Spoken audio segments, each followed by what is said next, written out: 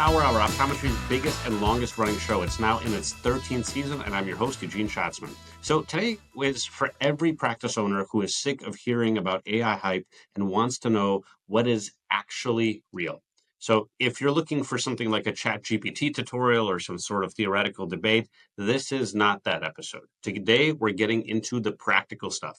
What is AI doing right now in Eyecare? What's coming in the next 3 to 6 months? And how will it directly affect the way that you schedule patients, run your office, and care for the people in your chair?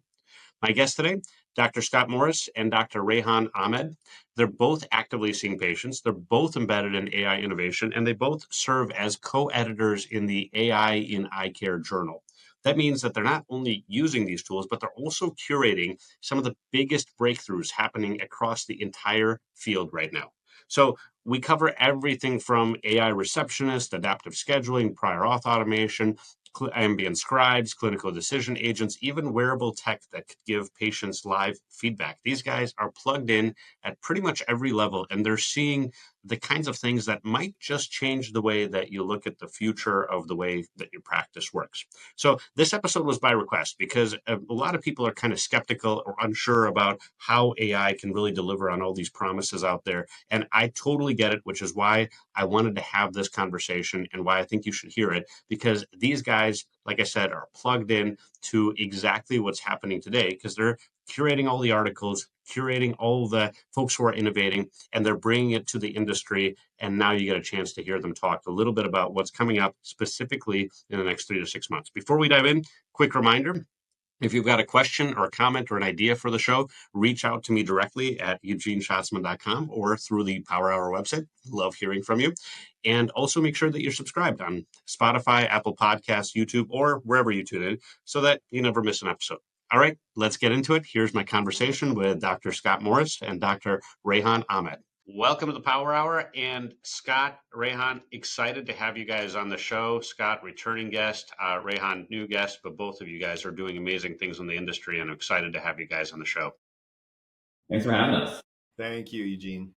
Yeah, so I want to get right into it because I think, Scot, you and I did a show at some point last year, and I certainly encourage anybody who's listening who is a little bit newer to AI or doesn't necessarily follow all of the, I'll call them kind of the initial developments of AI, to listen to that because I think we defined this concept of artificial intelligence and also kind of algorithmic learning and those types of things. We talked about that previously. So what I wanted to do today was dig into what's happening now, what's on the horizon, and what's real, like within grasp.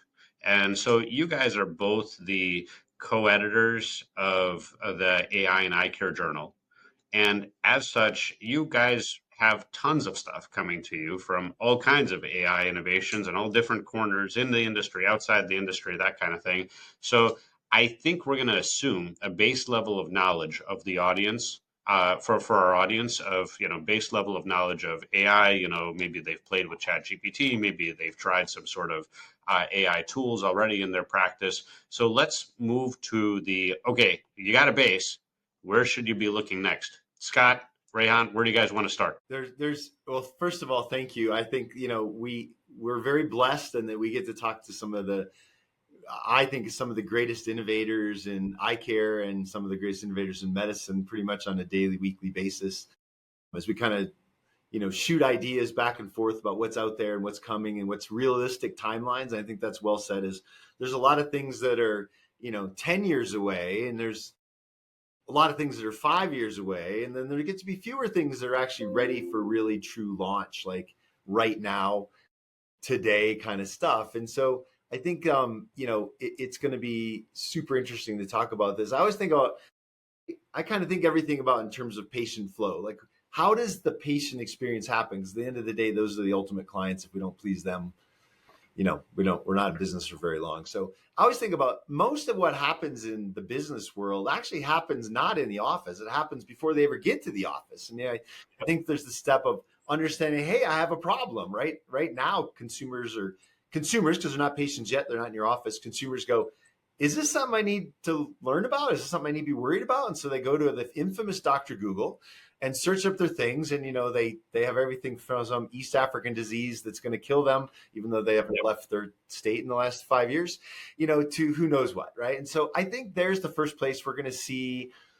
I think we're on the rise of seeing, let's call them healthcare agents. And I think that that's probably an 18 to 24 month window where there will be agents out there that help you, whether they're created by Google or Claude or Grok or, who knows what group it's going to be. But I think we're going to start seeing healthcare agents that act on behalf of consumers to do more of a triage than simply going to Dr. Google and asking, what is this something I need to be worried about? So I think that's the first place. And, Rehan, last night on our Real Talk podcast, he was talking about MedGemo, which is kind of the new kind of venture into some of the large language models and how that works with medicine. So Rehan, I'll let you kind of maybe address some of that more before we get into kind of next step. Yeah, Eugene, thanks so much for having us. And I think your timing, the way you sort of framed it, makes a ton of sense. It's really important because there's so much hype in AI, and if we get the hype cycle wrong, we're at risk of turning a lot of people off. But I do think it's true, and I think it's Bill Gates who said this, that we tend to overestimate what's going to happen in 2 years. We overestimate that, but we underestimate the change in 10 years. So I think 3 to 6 months, that sort of time frame makes a ton of sense. And sort of parlaying off what Scott just said about the patient experience and before they even come in, I'm on a WhatsApp group with tons of ophthalmologists, and I'm seeing more and more people ask about, well, how can they start using AI? And the low-hanging fruit, the administrative stuff, makes a ton of sense. So there are already clinics. There's a buddy of mine in Houston who's using a AI-based reception tool. So you call his office after hours, and a lot of people are doing this. And it's very easy. You can just Google. There's many different vendors, providers that are offering the service. And if the receptionist is not available, their AI agent, he calls his Anthony in Houston. They pick up. And I called his office. He's like, Rehan, you got to try this. So I called his office, and it was fantastic. I made an appointment like next Thursday at 10:30. He could speak in Spanish and English. And it was a great experience. I was on his books, and they sent me an email like 2 seconds after the conversation was over. So I think for a lot of practices, thinking about that low-hanging fruit, having an AI-based receptionist to augment your own receptionist is probably the first thing that's that they can do for their patient experience. So I want to talk about this particular innovation because I'm deep enough into this one that I have a lot of it. I guess we'll call it like the technical knowledge side of it.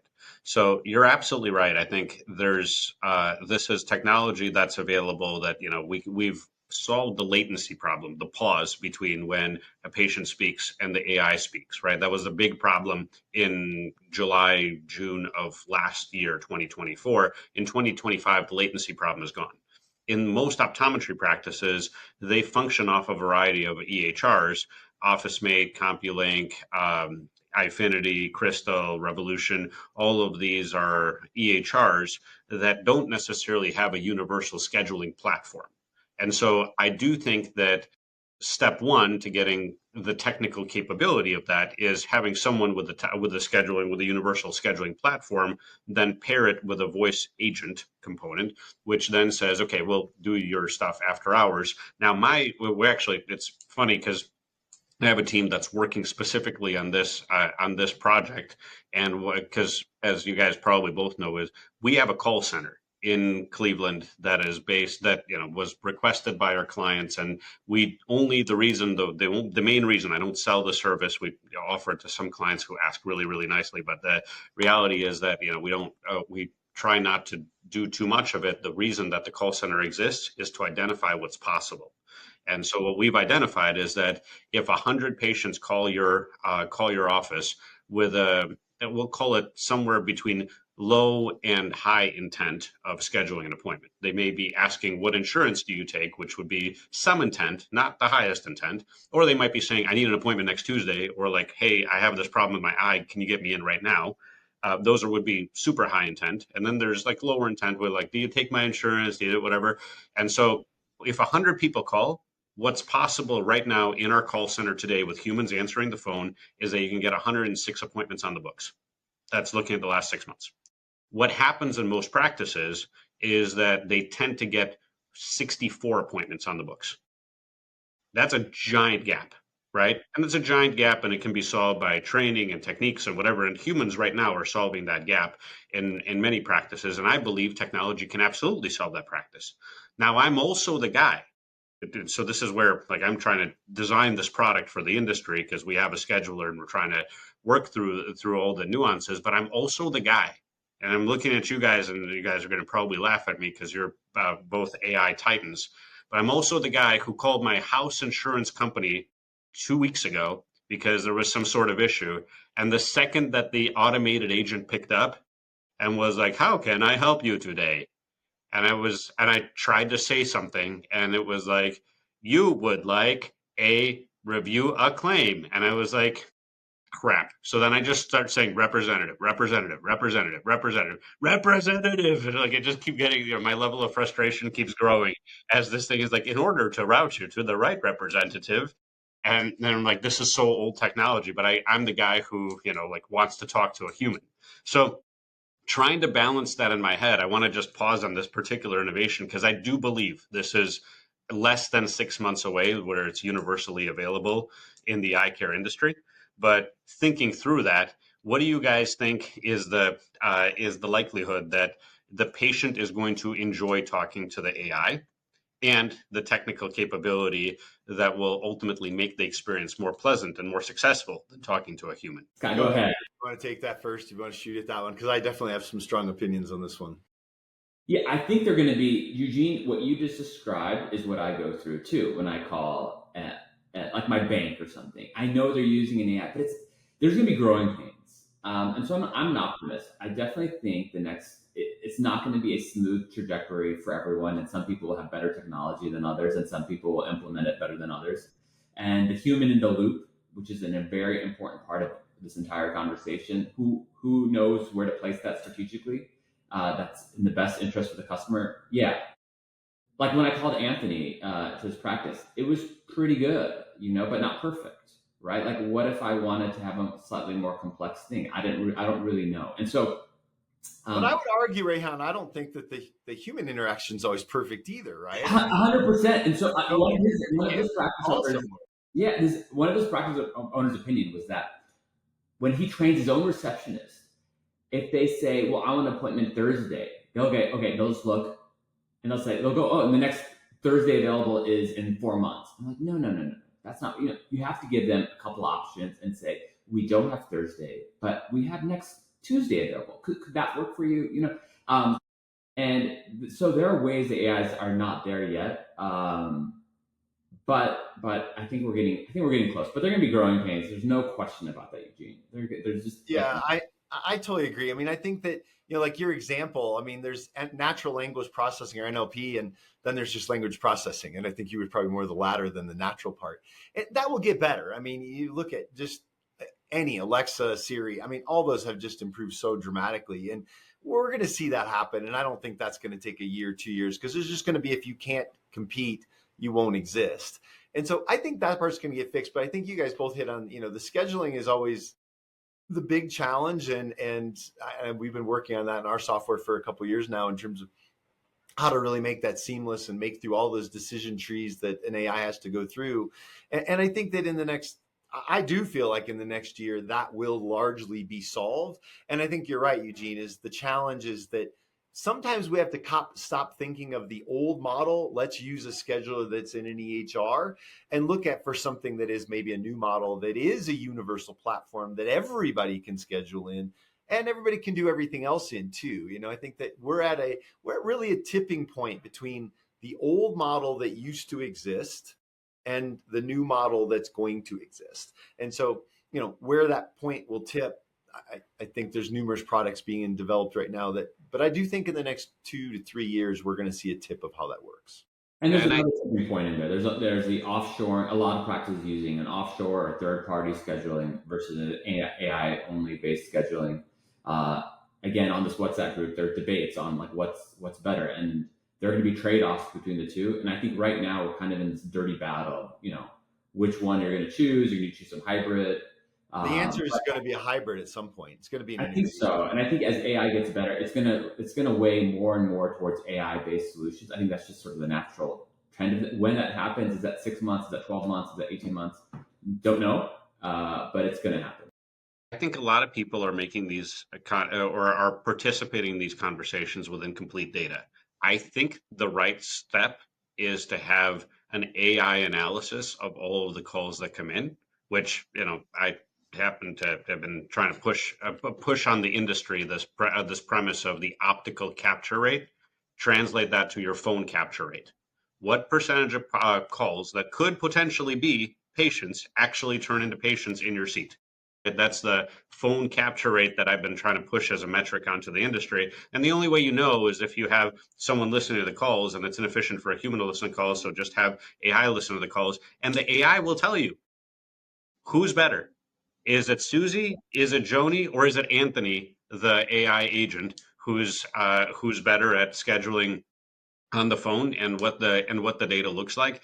And at that point it's indisputable, right? At that point it's I agree with you that human in the loop is kind of the key part to that innovation, is that at some point there always needs to be some sort of exit, like whatever the ripcord that somebody's got to be able to pull to say, I don't want a really frustrated patient who really doesn't want to talk to the AI. I want to be able to talk to a human. But I agree with you, Scott. I listen to these calls personally, for several of our clients, and I just get so frustrated because I'm like, you're literally just setting money on fire. I can't, I just can't see it. But we last night in our podcast, we were also talking about the changes that are coming in workforce. And I think it's going to be a new opportunity for people. Maybe it's not all overseas, maybe some of it's here, but there's somebody who goes, hey, I'm going to take phone calls from 2 to 6 o'clock. That's my new job. And these are all the ones that are not, are from 6 o'clock at night till 10 o'clock at night, right? That's when it's convenient for them to work. And maybe they're East Coast, and that's really just, 3 to 7 for them. But that's their new job, and they get anything that's escalated beyond the AI, and they take those calls, and they have scripts based on my office or Rehan's office or office A B D C D, whatever, and it becomes very integrated. I think that's a whole new workforce that's going to happen for the escalated phone calls that maybe it won't all be overseas, but I do think there'll be a hybrid model, and that changes the way, not just the triage of I'm going to call and schedule, but I think the triage is going to change of what do I need to schedule for? Because it's not just, I need an eye exam. Well, but what's your symptom? Well, I have distorted vision. Well, okay, that's not going to be under VSP or IMED or something like that. It's more of a medical type situation. And we got to pre-program that into the schedule of knowing what it is. So I think, the AI is going to help. AI agents are going to help define what type of schedule is necessary, what type of testing is going to be necessary, because maybe you have 3 people that need no CT at the same time and you're scheduling all 3 at once. Well, that's going to be a huge bottleneck. I think as we get into what's called adaptive scheduling, and I think that's 3-4 years away, adaptive scheduling on a universal platform, then the AI is going to change people's schedules based on what the definition of their symptoms are. And so you're totally right on that front. Right now, we count on that when somebody calls in. We count on somebody answering the phone and going, oh, this is not a comprehensive well health eye exam. This is a medical exam. What medical insurance do you need? Blah, blah, blah. But as you're well aware, you listen to those phone calls, and that's not always what happens with humans either. And so there's going to be some uniformity or some consistency, some standardization of how the process works. And I think in terms of the getting somebody from I have an issue to I want to go to this practice to I like this provider and their staff or their office or whatever, to the I'm accepted on their benefit plan and we know what our coverage and eligibility benefits are, to the actual point of scheduling, I do think that's probably the most rapid transformation we're going to see in the next 12 to 24 months. And, I hate putting scare tactics out, but I think you have to be prepared, as all of us, as per that own practices or work in practices, to the fact that that's going to shift. And that workforce that we're currently using now to do those things, we're going to be retraining them to help us in other areas or do other things. And so that's just. Completely agree. It's kind of like, you don't get appointment requests via fax anymore. You get them, and like you have to pick up the phone when it rings. I totally agree with you, Scott, that at some point the actual patient is going to expect better service from the AI than and Right. When the patient says, I'm ready to speak to the AI because the experience is better than waiting on hold for, someone to pick up and kind of give me a lackluster response to some of my stuff, the AI is always enthusiastic. So I want to, this one's good. I like it. I think we're going to say that, something is going to be available in the industry within the next 6 months to support optometric. And then to your point, Scott, it will evolve over the next 18 to 24 months to get to that point where it's really adaptive and super smart and whatever. But at the very least, after hours appointment scheduling for optometric practices should be available within 6 months. Okay, next, let's go to another step in the patient journey, Scott, as you were going down that path. Well, and I think it kind of almost is a little bit of a relationship to the scheduling piece is that, right now, you think about it, and I spend a lot of time thinking about, like, what do we do wrong every day? Like, what do we just accept as normal? And it's just totally messed up.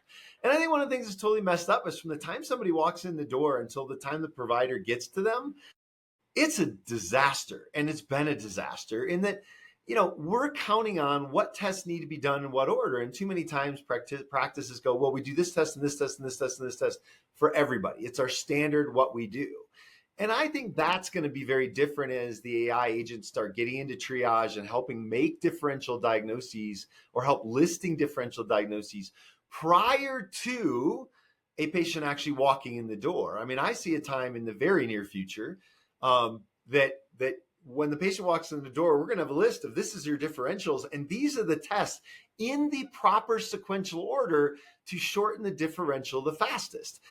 Nowadays, unless you have a really well-trained staff who's been with you a while and knows, oh, well, let's not do visual acuity and do that. This sounds like a distortion, right? I'm going to go do an OCT first before we go do any of the other stuff, because chances are with distorted vision monocularly, it's probably a macular issue or a retinal issue of some sort. So why do all the other stuff? Why be inefficient when the reality is the software, the platform is going to say, hey, maybe you should do a MAC OCT first and see what the results of that are and cut a bunch of the testing off. Not just testing, but think how that changes your manpower. Now you don't have a staff member spending 5, 10, 15 minutes doing a workup when they could have just spent 2 minutes doing OCT, and you look at it and go, I got the answer, next step, right? And so I do believe that it's going to, these, and we'll say agents in this point on the provider side, so provider agents, not patient agents, but provider agents, helping us make better medical decisions in terms of what tests need to be done, when it needs to be done, what order they need to be done, how to interpret the results if we don't know, because just because we learned about one OCT 5 years ago or 10 years ago in school, and now we have a new OCT, do we actually understand how all that works? And I think that all of that is going to be dramatically augmented by our own agents that help providers and their staff and their team be more efficient, more effective, that kind of stuff. And I really don't think that. I think most of that's 12 to 18 months out too. I think there's our platforms being developed that are looking at that and going, how can we help in that? Maybe it won't be seamless. Maybe there's some OCTs or visual fields or retinal photographs or whatever that won't interact with these platforms. But I think at some point we're going to see a aggregation of all of these into a universal platform that just everything becomes plug and play.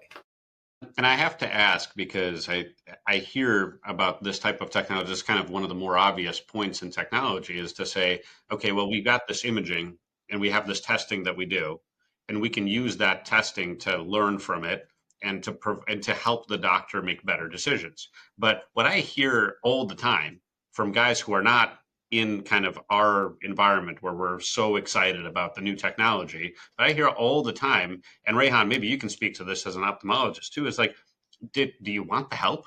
Like, do the doctors actually want the help, or do they feel like, oh, you know what, like I don't need a machine telling me how to treat my patients?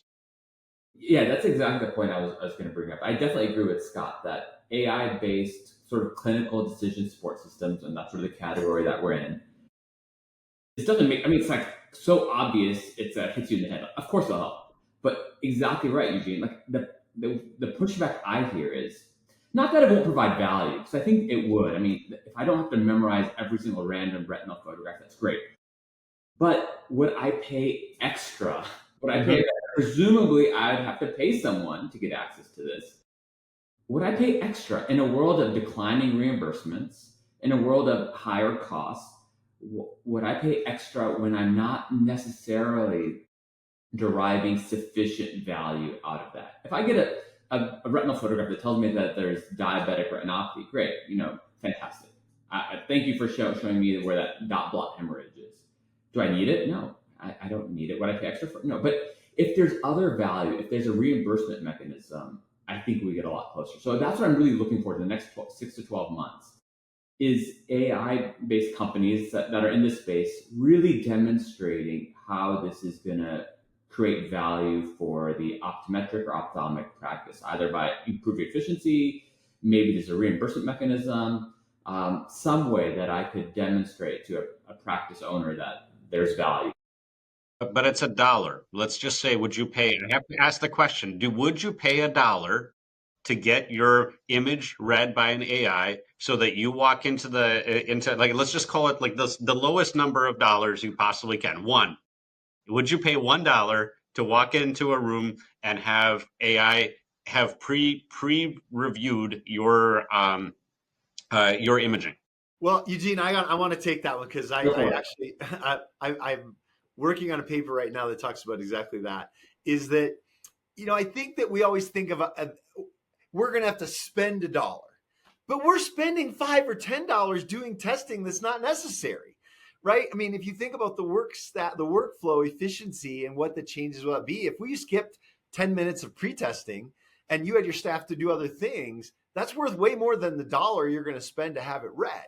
So I think we get caught thinking what's our expenses, but we don't think about what's our losses, which are still our expenses, just under that vague gray veil that, it's not a loss. Well, it is a loss if we're doing it inefficiently.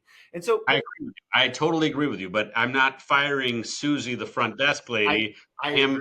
But you may not be hiring Susie's replacement, though. Right, But, right.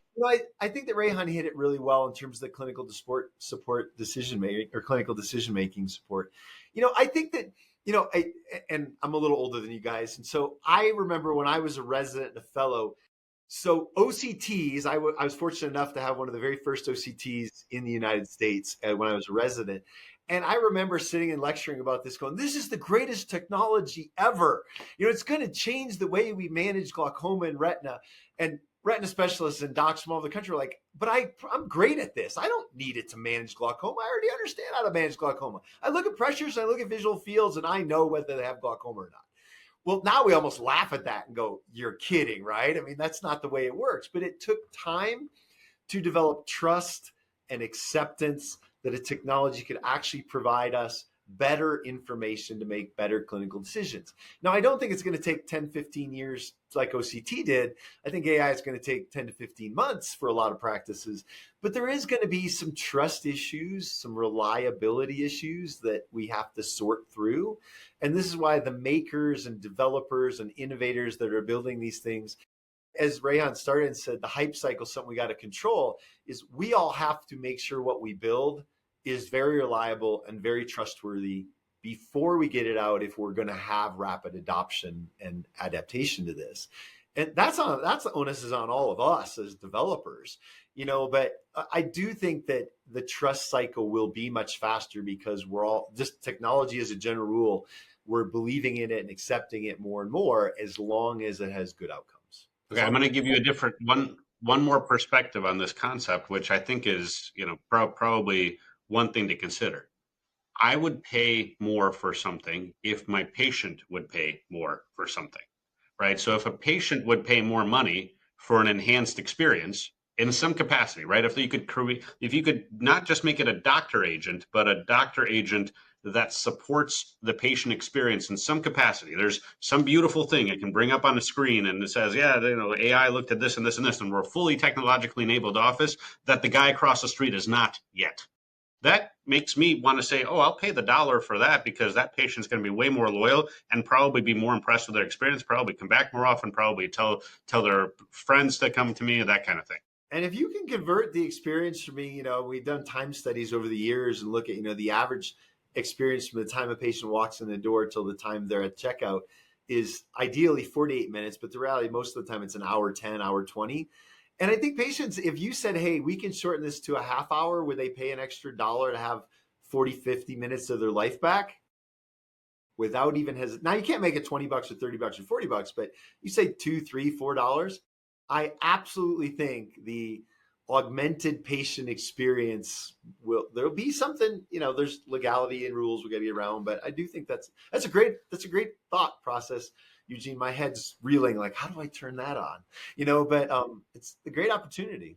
Yeah, Eugene, that monetization strategy where you're sort of putting some of that on the patient or the consumer, to me makes a ton of sense, especially in a world where FDA approval and clearance of devices may be slower than we think, and you're actually already seeing examples of this, especially in the world of oculomics. I think where there may be a patient that just pays out of pocket to get a further analysis of the retina photo, looking at other type of neurodegenerative or cardiovascular diseases, where there's no necessarily, like, there's not a reimbursement. We're not clear that Medicare or commercial insurances are going to pay anything for that image, but the patient sees value in it, the provider sees value in it, and that may be the strategy that's going to be sort of winning out especially in the near term, for sure. Love that idea.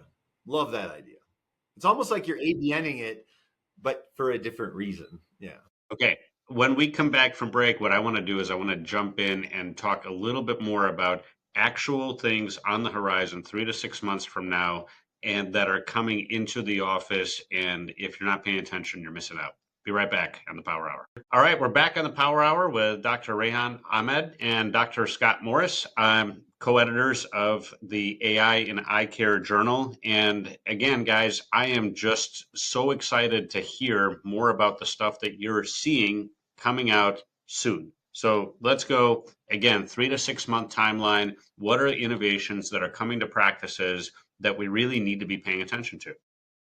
So we started a little bit about the patient experience, but I want to turn the table a little bit and talk about some of the stuff that the patient may not actually see right away. We're talking about some of the more back end support. To my colleagues, if you're not sort of doing this, you may be missing out, is all the AI work that's being done on prior authorizations, which is a big pain point. I mean, if you talk to any ophthalmologist, it's like, this is the worst part about practicing. But there are amazing AI tools coming out. I mean, easy Google searches. There's some that are actually ophthalmic specific. There's a company called Acadia based in the East Coast that's working on prior authorizations and insurance approvals. Really a bane in my existence, especially for surgical procedures and getting documents in. They'll have the AI agent call the insurance company and literally talk to them like as an avatar with voice. And they have a great, and companies have a great human in the loop model where they're going to trigger when the human needs to sort of pick up the phone. That's great. And I think about both billing and prior auth. The process is there's so much friction. It's so repetitive. It requires a high amount of algorithmic skill set. If this, then this, if this, then this, if this, but not this, then this. And like there's smart humans who have to do that skill currently. In every practice across the country, instead Exactly. of maybe starting to centralize some of that stuff. Right. So I totally see that. I completely agree with you. That's such a obvious opportunity that, and I'm glad to see that you guys are talking about actually solutions that are happening. And that's a really big one. I agree with Rehan. I mean, if I was to prioritize the single biggest pain in the booty in practice, it is by far the front side authorization and eligibility and the back side actually getting paid for what you do and processing it and all that kind of correctly. Those are problems 1 and 2 without a doubt. So one of the other new technologies that we're starting to see pop up everywhere is scribes, and I think that scribes have a lot of advantage of listening to conversations that many times we as providers, we put the Cliff Note version into our EHR if we put anything into our EHR other than our diagnosis. And there's a lot of very important data that goes on in that discussion between a provider and their patient. And the scribes are going to catch that, be able to interpret it, be able to use it, be able to store it. Once again, I think we're still stuck with we're using kind of old technology as a storage mechanism in terms of EHRs. With this new technology of autonomous listening or NLP, And I do think we'll see some changes in there, but I do think scribes are going to be an important piece to make sure we capture data. And that data is what's going to feed large language models and small language models that are going to feed the AI and help us learn more in the future. So I think that data, though we're still, as I said, very much in infancy stage, I think that data is going to become really important down the road to harvest that data, curate that data, and use that data as training data in a supervised learning mechanism. And 3 to 6 months now, I would say if I'm an EHR company, and I have talked to, I've even had some EHR companies on the show, but if I'm an EHR company, what I need to be thinking about is how do I improve the patient experience so that I don't get taken out necessarily. And so, and as both the patient and the provider experience, and I completely agree with you. If I'm an EHR company, the number one thing I'm working on or thinking about is making that interaction in the patient, in the room, way better for both the provider and the patient. And that definitely happens with an ambient scribe type of technology. So I totally, I'll ring the bell on that one. Totally agree. 3 to 6 months from now, we should be seeing a lot more of that technology in the exam room. And I've seen, I've actually seen practices go from $700,000 per provider to $2 million per provider simply by adding the process of a virtual scribe, like having a virtual, like, somebody on Skype or whatever, or a scribe that walks in with them. And I've seen practices just add so much revenue to their top line, which a lot of that revenue actually ends up in the bottom line too, because your rent's paid, your staff's paid, whatever. And it's not very expensive. But now think about everybody having access in the entire industry to an ambient scribe type of model where it just becomes the standard. The notes are better, the patient, the conversation between the provider and the patient is better, the interaction is better, and it's probably shorter. It's right? more It's real. not. It's It's more more real real. human experience than Exactly. Right. Turning away, turning away, turning away, turning away, which then cuts the conversation, makes it longer, and creates an imperfect experience for both. So I absolutely agree. 3 to 6 months it needs to be, and it will be, I think, in at least for some people in the industry, will be easily available. Great. And going back to the billing point, it's a really good example. So the scribe component, the billing component, the prior auth, these are repetitive tasks that are done currently in practices that create friction. If we can use technology to eliminate friction, these are absolutely low-hanging fruit. Like I absolutely love, Scott, and I didn't want to necessarily take it there, but I absolutely love the possibility that somehow the devices that we wear on our bodies, including our glasses, including our ring, including our watch, all of those are somehow communicating with some amazing health agent that's, pre-diagnosing me and creating, this amazing workflow. But like, it's real. It could happen, but it's it's not. happening. It's not going to happen. It's already happening. I mean, I know there's quite a few platforms out there that are already starting that integration process. Which one will survive and become the universal platform? Who knows? I think you'll end up with two or three. You'll end up with a Google and an Apple and whatever, but there'll be two or three different platforms. But that biometric feedback that's 24/7 from your contact lens to your watch to your ring to your virtual reality headset that goes both directions, looking at what you're looking at as well as looking at what you're looking at, all of that's all going to become integrated. And I don't think that process has already begun. I think we're going to look back. I was talking with my oldest son the other day. I think we're going to look back 5 years and go, how did we ever work when we didn't have all that information? But right now there's so much information that if we don't have AI to help us process that, the human brain just can't do it. Yeah, and I agree with you. I think we're living our in our healthcare is going to become much more personalized, right? The supplements I take every morning will not be the supplements that everybody in my household takes every morning. It will And be it the might not be the supplements. same one you take every morning. Your feedback loop may say, oh, today you need a little extra magnesium and tomorrow you need a little less caffeine. I mean, that feedback loop's going to get real tight to how we all perform. I feel like I'm a performance coach, of how we all perform on an optimal level, not just physically, but mentally, I mean, how are. Yeah, I work with sort of these smart connected devices. I work with a company called Blink Frames, and they have frames that will monitor a kid's myopia and help with myopia management. So they'll tell the parent, hey, they're not going outside enough, or they're too much screen time, or not enough activity time, or look, you need to move your head more often. So I think it's we as an optical, we had the first wearable, right? And now that we're finally sort of getting into the game, so I'm excited about that sort of possibility, these smart connected AI-driven devices. So are you guys seeing, I mean, obviously there's the large commercial projects that we've seen from, places like EssilorLuxottica, whether it's Nuance frames or the Ray-Ban Metas or whatever, like, and there's, plenty of competing technology that exists to kind of drive the smart glasses component. But the feedback, which you just mentioned, Rehan, just a minute ago, the feedback component of behavior change for the wearer, is that something that you're seeing 3 to 6 months from now? I am. The company I'm working with, I think they are within a couple months away. They've already initiated some pilots. They had studies based in China. So yeah, I think we're within definitely the 6 month horizon. Okay, that's interesting. So feedback to the patient coming from the wearable that they've got. Interesting.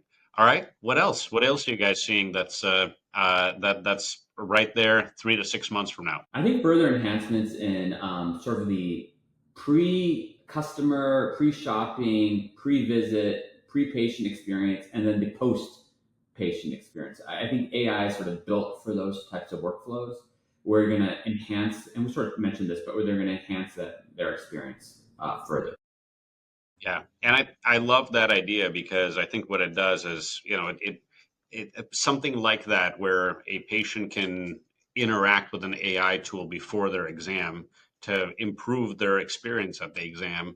I think, again, we have to retrain the patient to some extent, but just like any innovation curve, there's always going to be early adopters and there's always patients in every patient database that are willing to jump on board and say, I want to try this. I want to try this. It'll be fun. And I don't know what percentage that's going to be, but I think something like that will absolutely help. The eye care experience is not going to be the hour, 20 minute once a year. It's going to be all the time. Like, hey, I'm outside, my glasses say, hey, you've got 14 hours today of sunlight. Are you wearing the right kind of lenses to protect your eyes against this? And it'll train them and they'll go, oh, I need to go get this. I think that the healthcare experience, not just eyes, but the healthcare experience is going to become, and we're already starting to see it with wearables. My wife does that. She's like, man, I only slept 7 hours last night. I need to take a nap today. My watch is yelling at me because I didn't sleep right. And I'm like, your watch is yelling at you?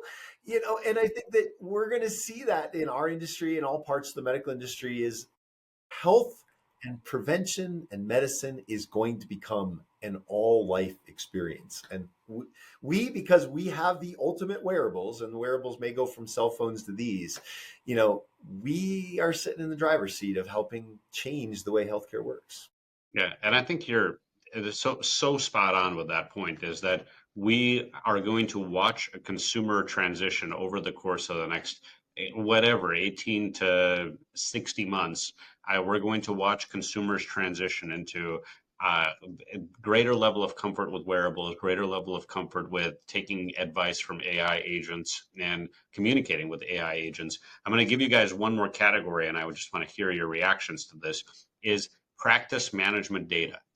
Right now, running a business is hard.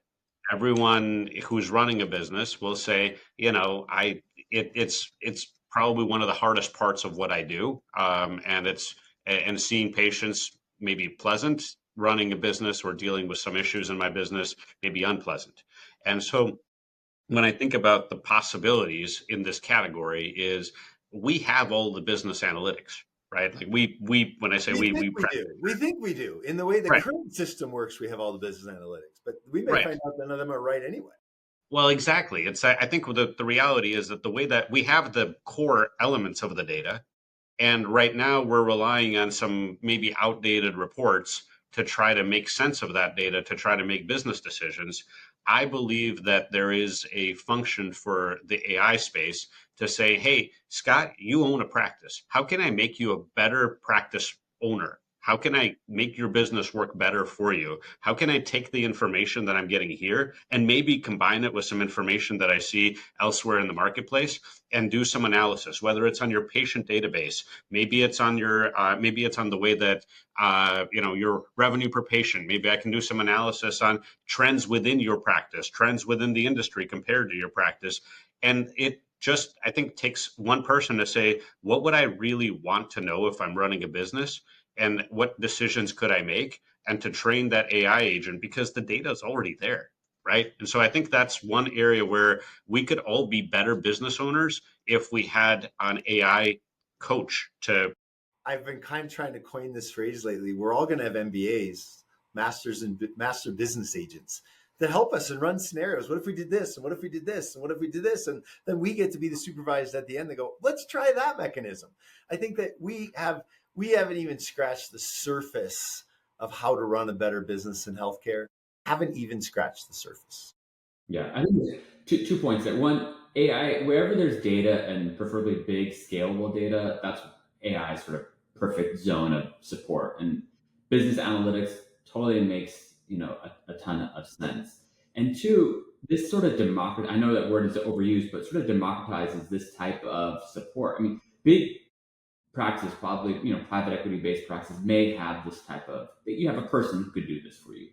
But for a small to medium sized practice, now it scales. I mean, you could have a tool that does this stuff that sort of allows you to compete with the larger practices and get the same insight in your practice that a larger practice may already have. So it really levels the playing field, which I think is good for everyone. Yeah, and I think, and you guys are innovators. It's always fun to talk to guys who are both on the front line of innovation, as well as getting kind of a private exposure to a whole bunch of innovation that's happening in the industry. So I really enjoy these types of conversations. Hopefully we gave the audience a little bit of rapid fire, a little bit in depth. How else can people find you guys and talk a little bit about the AI and Eyecare Journal before we sign off here? Yeah, I'll cover that. So to all of your viewers, if you have an opportunity, Rehan and I have we do a couple different things. So as you mentioned earlier, we're the co-editors of AIandEyecare.com. That's an e-journal that you can have, and there's articles written by some of the best innovators and thought, forward thinkers in our industry in the field of AI, and what different technologies are out there and how they may impact us. We also do an Innovators podcast series, of which Eugene's been on, where we interview these different people and say, where's the opportunities? What should we all really be thinking about? And those are usually 35 to 45-minute podcasts that you can listen to in your car on the way home or on a trip, or, who knows where you want to listen. And then we also do a weekly, what we call Real Talk, which we kind of cover news of the week. What's new and interesting? What are some knowledge bites? Like what's technology? What definitions do you need to understand? So when you talk, you sound like I know what I'm talking about. And then we also pick a subject every week, and we kind of do a little deep dig on different concepts. And you can get all of those on AIandEyecare.com. You just look for podcast section, or you can read the articles. Yeah, thank you guys for participating in the Power Hour today. Always fun to talk to both of you guys. I know I'll be sharing the stage with both of you guys in the coming months. Exciting to continue to kind of help Eyecare interpret all of these innovations in AI as we all plow forward into all of this. I'd say, like, really life-changing things for both practices and patients. Absolutely. Thank you guys for coming on the show.